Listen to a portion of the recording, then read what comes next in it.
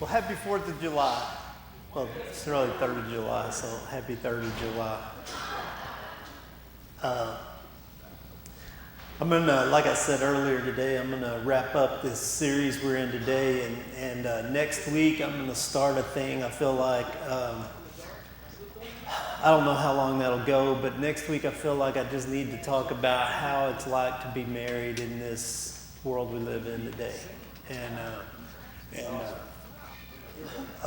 So if you know somebody that's struggling in their marriage, or if you're struggling in your marriage, or if you want to be married, or if we're not gonna have a dating service. This is like not ChristianMingle.com hit site or something. I mean, nothing weird like that, but or it could be. I don't really know. It's like whatever, man. I just feel like it's that we need to talk about this for a few weeks, and so it's like one of those things, man. Like you cruise along in your relationships, and it is relationships. Somebody said to me the other day that I was talking about doing this, and they said, it's really a need out there right now. There's a lot of people really struggling in their marriages, and I said, well, like if you did everything I talk about every other week, your marriage would be fine. So I tell y'all this all the time, but there's a secret. Like I'm gonna let y'all on the inside because this is like 4th of July weekend. So like you get the inside scoop today. I talk about the same thing every week. It's like over and over.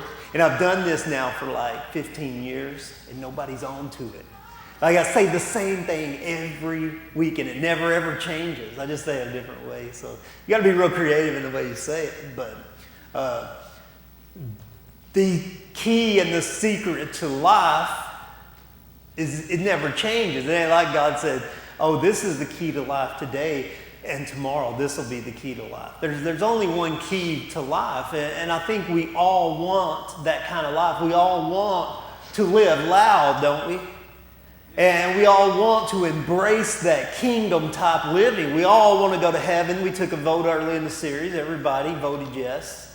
That everybody wanted to go to heaven, and that's good.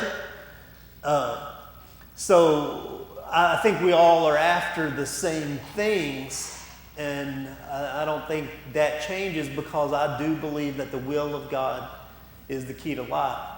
Now here's something that I was reading about, and it struck me like as I was reading this, and I've read it a billion times, maybe just under that, somewhere close to that. You know how it is.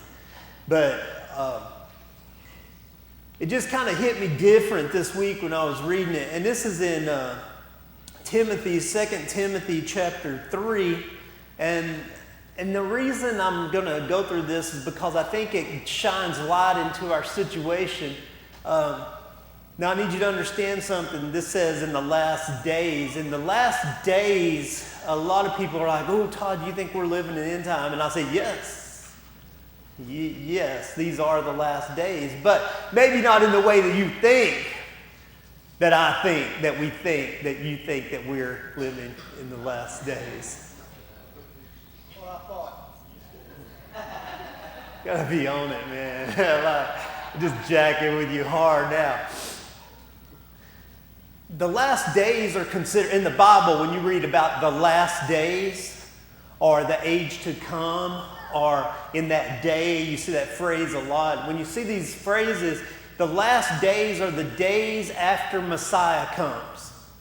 Okay, when you read about the last days, they are the days, there was a period of time, there was an age, and then there was an age to come, or the last days, or the Messianic age. And that would be the age where Messiah comes and he rules and reigns forever.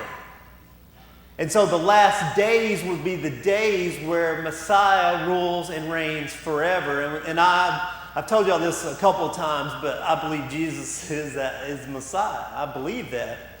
And so when he's talking about the last days here, these have been the days since Jesus has come. Now, what I've discovered as I talk to people is as everybody realizes that this is true, because in every generation they believe that this is written about their generation. And the truth is, it's written about every generation. Right? So we can't say, oh, ours is worse than that, or ours is this or that. And so this is about the last days. Now mine has titles. Does your Bible have titles? You ever looked at that thing? No, I'm just like, yeah, if you've ever looked at your Bible, it probably does have titles and sections and things like that. So in chapter 3, there's this title, and mine said godlessness in the last days. And so I was reading about it. And Paul, this is Paul writing, he's writing his letter to Timothy, and Timothy is one of Paul's disciples. And Paul's getting old. This is one of his last letters, man. He's like really old, and he's like 60. No, I'm just kidding. I don't know how old he is. That's how old my mom is. So no, I'm like,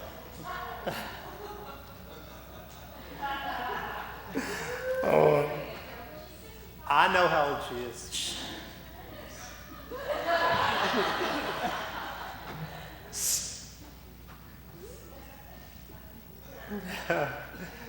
I'm going to get back to the Bible now. It's a whole lot safer.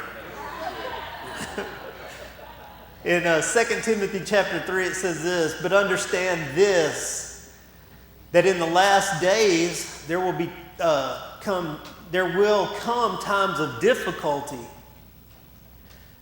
And just as this list goes on, man, you would think, wow, this is amazing. It says, for people will be lovers of self. They'll be taking selfies. No, it doesn't say that. It says people will be lovers of themselves. They will be lovers of money. They'll be proud and arrogant, abusive, disobedient to their parents, ungrateful, unholy, heartless, unappeasable. Mine's separated, so I had to read this and then go back over there. Slanderous, and my eyes are going like this, so I can't see anyway. Slanderous. Where was I at? I lost. Oh, slanderous, there. They like to talk about other people. Without self-control,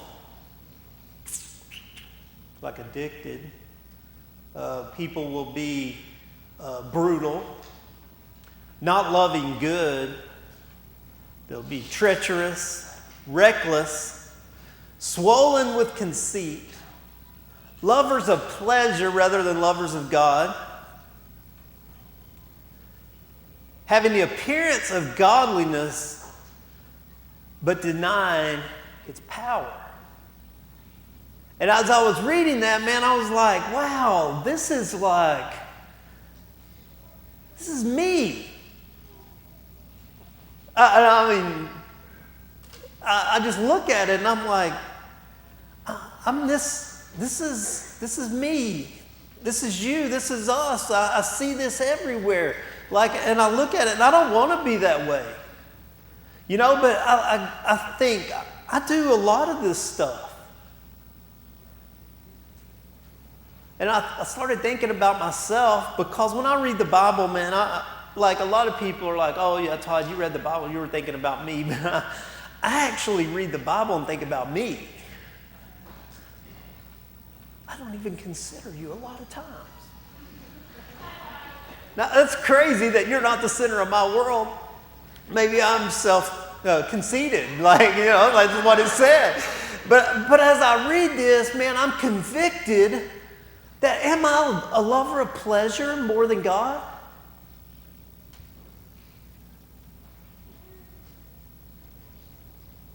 Am I proud?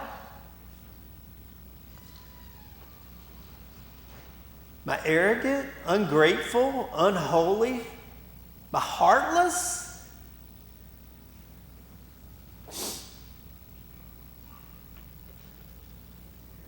How often do I have the appearance of godliness, but deny the power.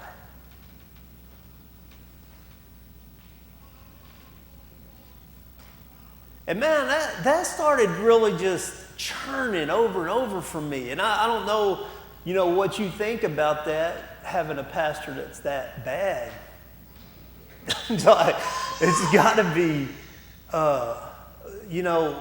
it's very human of us, though, to start to see these things and think, in the last days, in the days where Messiah's here, this will be the way it is. Because also, in the age of Messiah, the kingdom of heaven is at hand, right? And so, which is it? I mean, this is something I think about often. Which is it? Is it this, or is it the kingdom of heaven that Jesus talked about? And for me, what I've found is it's both. And maybe for you, it's sometimes this and sometimes that. Maybe it's a lot of this and a little of that, or a lot of that and a little of this. And so I process this, and I'm trying to figure out, okay, how does this all work, and how do we apply this? And I really, really, really want to live. I want to live in that kingdom. I want that blessed life. And I don't want to live, I don't want to live by that kind of list. Do you know what I'm saying? There are many places that there's this teachings that if we're led by the flesh, or if we go follow the desires of our own flesh, that path will lead to destruction. And so I think about that a lot. And I think about the path that leads to life a lot, and that path of following Jesus in the will of God and wanting to walk in that will of God. And so my question for myself is, well, why don't you just live for God? Anybody ever ask themselves, like, hey, self, why don't you just live for God? See, I've read over and over, and I've told you this many times in this series, that God says that His will is life, and outside of Him there is no life. There's only death and destruction, right? And so as I read that and I know that, I still question, and why do I do the things that kill me? And some of the answers that I get on this are very, very difficult for me to deal with. And probably the number one thing that I get is that I just don't believe in God. I mean, what else could it be? I don't mean I don't believe He's real. I don't believe in Him. I believe in myself. I trust myself. I trust that I know better. I trust that I know what's going on. I trust my own understanding. But the Bible says, lean not on your own understanding. And so what I've come to is that I just don't believe in God. And I hope I'm saying that right. I believe God exists, but I don't believe in Him.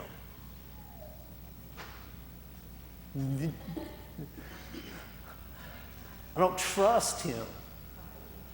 I know what He says, but do I trust that what He says is really true? And I want to believe.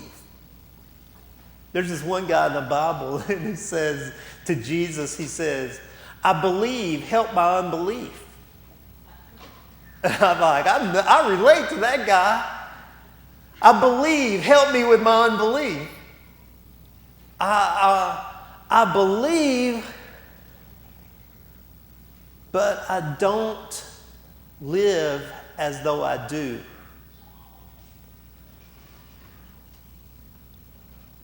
So, what do we do about that? Because I think this is the obstacle that keeps me bound up, and I want to live free, and you want to live free, and we all want to experience that kingdom, right? But we have hang-ups. And I know my hang-ups, man, I've been so close and so tight with God that it's like I know every heartbeat and every breath of God, and I know the will of God, and I hear every word God says, and I walked right there. But there came a time where I trusted and depended and knew and was there, and God let me down. Anybody ever been let down by God? Like you ever pray and God just not do anything?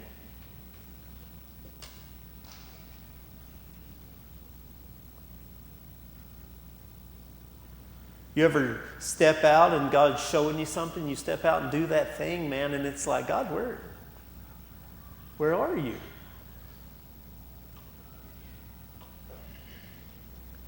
And I know this is tough because, like, you came here for answers and all I have is more questions, right? And the thing is, I want you to understand that you are not alone. We all feel this way at some time or another, man. And at one time or another, you're up and I'm down, or I'm up and you're down. And all of the time, man, we're trying to move and figure this out. And it's like, you know, I need some concrete answers. And I'm like that, man. I'm really just, God, I got to have an answer, man. Don't leave me hanging, you know. But hopefully what God is showing me will help you today.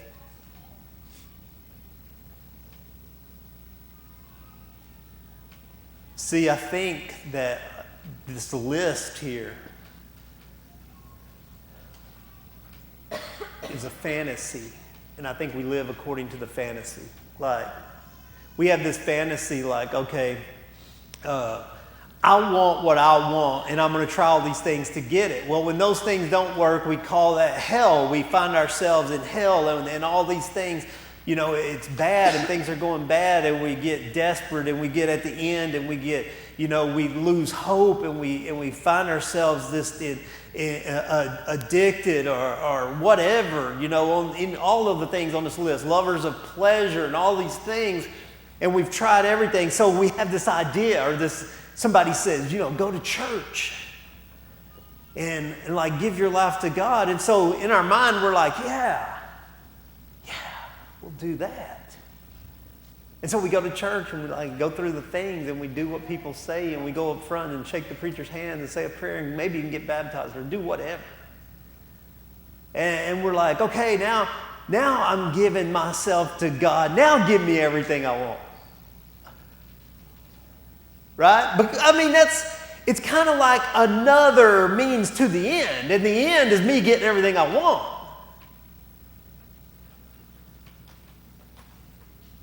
And then I feel this experience, this God letting me down. I didn't get everything I wanted. And I did the Christian thing. I bought a Bible. I read the Bible. I gave a check. Now, where's mine? This is an old story. You realize this, right? This is an old story. Peter, y'all remember Peter in the Bible? Like, Jesus walked with this guy named Peter. Peter was a disciple, and Peter was right there, man, and Jesus poured his life into Peter, man, and he's like sharing everything with him. And when it all comes down,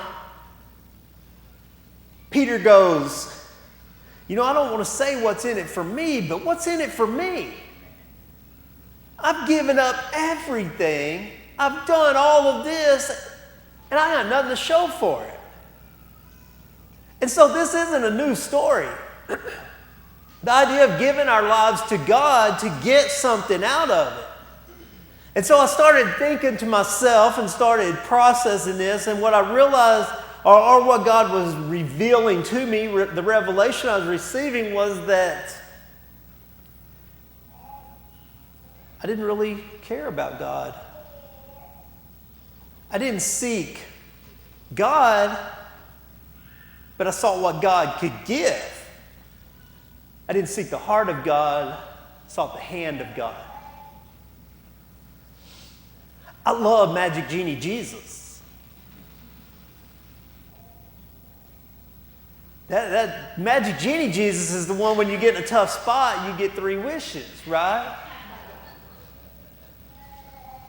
We love Magic Genie Jesus. But in reality, is that a form of godliness, but are we denying the power? And so I don't know that there is a thing you can do, because then that's just more works. You know what I'm saying? Works, deeds, that's just more stuff I'm doing to try to get what I want. And if I try harder, then I do more, then I get what I want.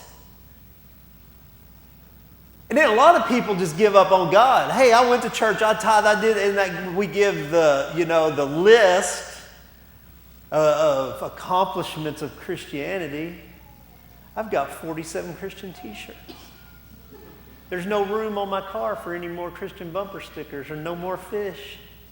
Like we've done everything, and we give the list, and then we realize, man, it ain't working, and so we're like at the store buying Goo Gone. You know, we're having a Christian CD and t-shirt burning at our house, and we're done with God because He failed us and He let us down, and it wasn't what I thought it was. I've heard people say this. I might have said this myself, and that's where I heard it. But occasionally I'll listen to myself. Occasionally.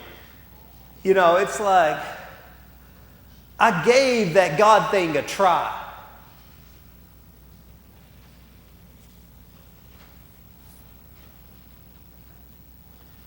The God thing? It's like saying I tried out college. I tried out, cheeseburgers. I mean, and it didn't work for me. God didn't work for me.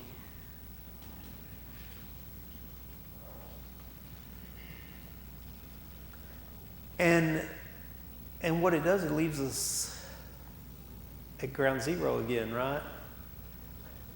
We've tried, put this in a way, like this is my favorite way of saying this, but you remember in the garden, y'all remember the garden? Adam and Eve, snakes, apples. Remember? Snakes. That's not heaven. Snakes. But y'all remember the garden, there was trees in the garden, right? And there's like tree of life, right? You remember that one? And the tree of knowledge of good and evil. And I think for us so many times, we've tried evil and we end up in hell. And then we try good, and we end up in hell.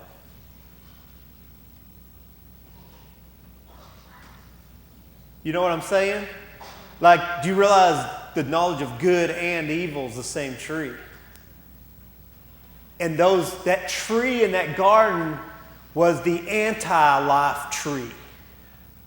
There was 2 trees in the garden. Now, trees, in the Bible, trees are people. Always. Trees are people. So there are 2 people in the garden, right? The garden is Eden. Eden means heaven. So in the beginning there was a garden in heaven.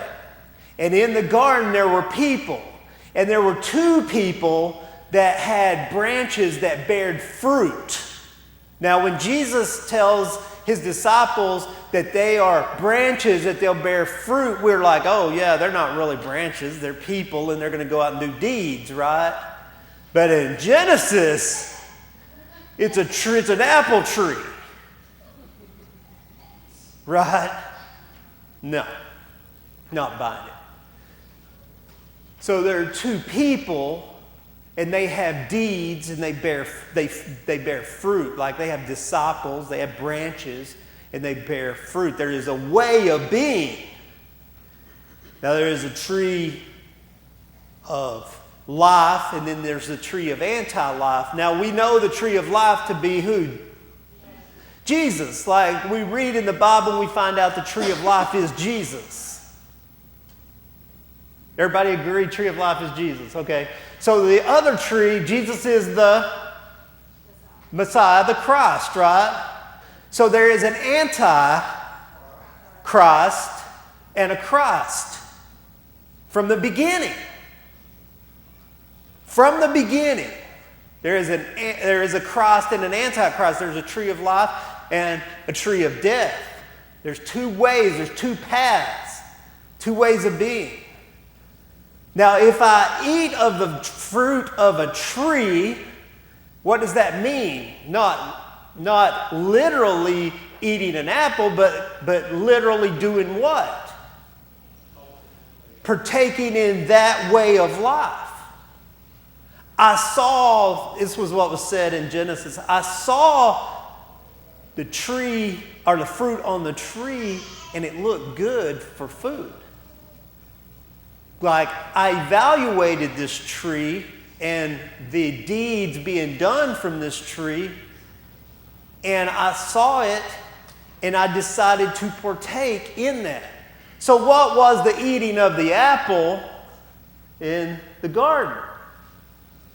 Well, it could have been pride or lust. It could have been any of those things. It could have been just saying, this is a better way to live, and I'm going to participate in this person's path.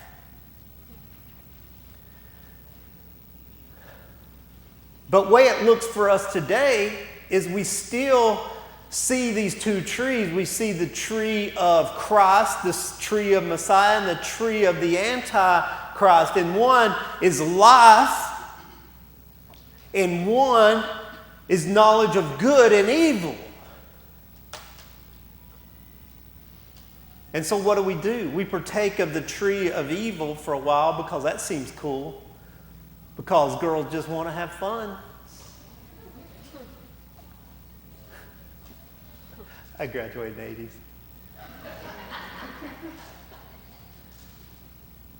And then we realize, wow, this is painful. Like anybody ever had so much fun it became painful?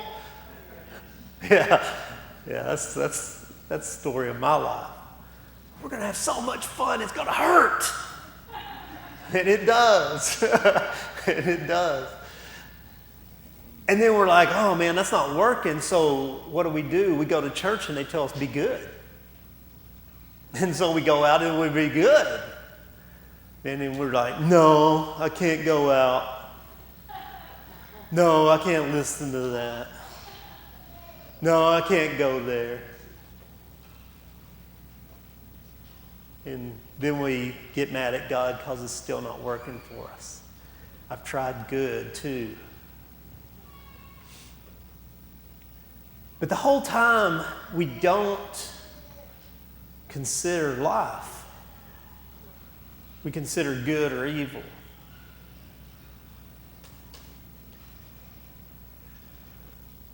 And what God has shown me, what I believe to be true, is that what makes the kingdom of heaven is the presence of God. And being in the presence of God is understanding that God's way really is life. And it's not knowing that, but it's living as if it's true. See, there's a difference between knowing it and living as if it's true.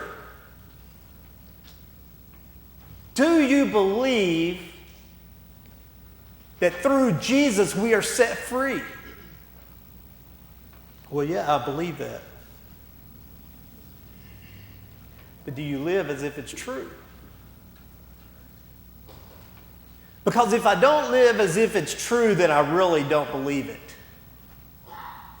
I can know a lot of things and still not live as if it's true. Knowledge doesn't get me there. I know a lot of people who know a lot of things. They know about budgets, but they still struggle with money. They know the consequences of actions, but they follow through anyway. Why? Why do we do that? Well, because the tree of life, I believe it. But man, this way's just got to be cooler. And so we decide to choose a different way because, frankly, I don't trust God near as much as I trust myself. And to me, that's what this whole series comes down to, is, do I believe in God?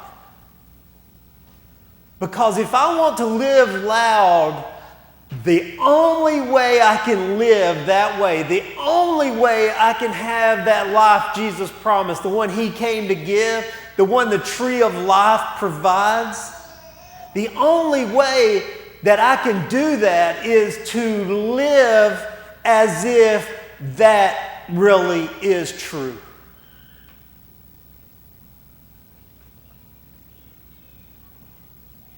And I can't have a form of godliness but deny the power. See, the form of godliness has no power. The tree of good is just as powerless as the tree of evil.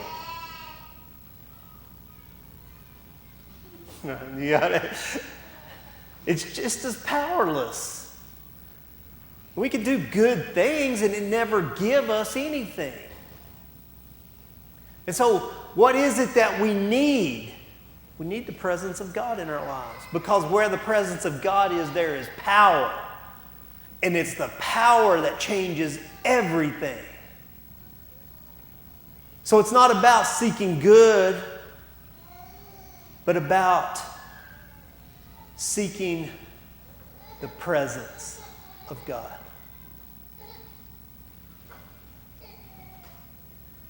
What if we stopped wanting success and started wanting the presence of God? What if we stopped wanting a good marriage and started wanting the presence of God? What if we stopped wanting to be blessed and started wanting the presence of God? What if we stopped wanting to be good and started wanting the presence of God? Do you understand how the things aren't the same? See, the presence of God empowers me, it transforms me, it changes me, it makes me think different, it makes me live different, it makes me become a different person. I become clay in the potter's hand. I become whatever God wants me to be without setting my own destiny. And I become that at any given point in time. I was reading about this pot of clay that was in Jeremiah, and God sent Jeremiah down to the potter's house. And what the potter did is he'd make a bowl, then he'd crush the bowl, then he'd make it into something else, and he'd crush it and make it into something else. And we're okay to be a bowl, man, but don't crush me and make me into something else. Like, you know what I'm saying? Like, sometimes God makes you into a bowl, man, you only use so many bowls, so you crush it and make you into a vase. And then you only need so many vases, you can crush it and make it into a drinking glass. And then you only need so many drinking glasses, you got to be crushed. I mean, we want it to be one thing. But what if it's not one thing? What if it's one thing at a time? What if we don't ever arrive in the presence of God, but we always have to pursue the presence of God?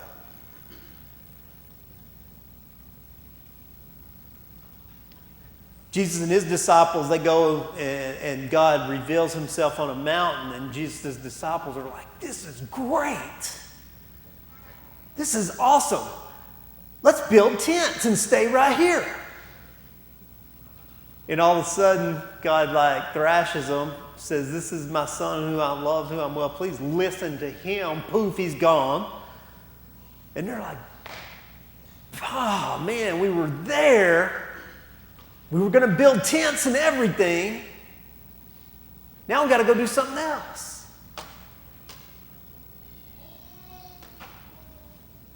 And I think that's the thing that we have to get comfortable with, is the pursuit of the presence of God. And I think God allows us to catch him for a season to encourage us, to build us up, and to let us know that it's worth the pursuit. And then he becomes elusive again. And then we have to pursue again. Because I don't know about you, but I'm always changing. My life's always changing constantly. Well, that means the pursuit in the presence of God is moving. And so I have to move with it. And so it's the pursuit of the presence of God right now that matters. See, I captured God once. And then I built a tent and went to sleep, and he left. And then I'm like, man, what happened? God, you know, what happened? And God says, pursue me. I want you to pursue me, because as I pursue God, then I focus and center my life on him, because I'm not going to pursue something that I can't see or can't focus on. Like, that's crazy. That's just running mad in circles. Like, we don't want to do that. I want to see and pursue in a direct way, right? And that's the idea, is the focus of everything that I am on God. And when we focus on the pursuit of God and the presence of God in our lives, then everything else will just kind of be. And what we will experience will be life that surpasses all understanding. It's the tree of life. That's called eating of the fruit of the tree of life. Partaking in the actions of the tree of life. Pursuing that way of being, the tree of life way of being.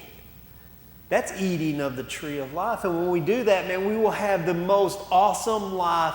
And I can see all those times in my life where my life was just insanely unbelievable, were the times where I pursued God with everything in that focus. But the times where my life was like, black and white, you know. My Ella, she calls it, she's 10, she says that's gray. Like black and white TV, she don't call it black, she says it's gray. Well, gray is not HD. I don't want my life to be gray. I want high def, right? And I remember those times where it was, and once you've had high def, man, it's hard to watch gray TV again, isn't it? Where we live now, man, there's like lines, cable is terrible. And so anyway, watching TV was like, drives me crazy. I won't have that. Because I've had HD before. You know, you can't just take HD away from people. That's wrong, man. You got to have it. And that's the way God is. And so I want for me, and I want for you, I want us to pursue God. And let all the other things just fall off. And quit seeking the hand of God. I'm not talking about pursuing the blessings of God or the hand of God or the things God can do for me. Like, oh, I'll read my Bible and then God owes me. That's not the best way to live. That's not ever going to work for you. I'm not saying evil's better than good, but neither one is life. Pursue life. And it'll change us. And we will walk in and live in that thing that we're seeking, that we want so bad. Does that make sense? So it's up to you what you do with that, man. I mean, we're all the same. We all got to figure out our own way. There's no magic game you can play. Don't just go do A, B, and C and you're done. Welcome. I mean, I know that's religion, but religion never gets you anywhere. You got to pursue God. He is real. And we've got to learn to live as if that's true. All right, you guys just stand up with me.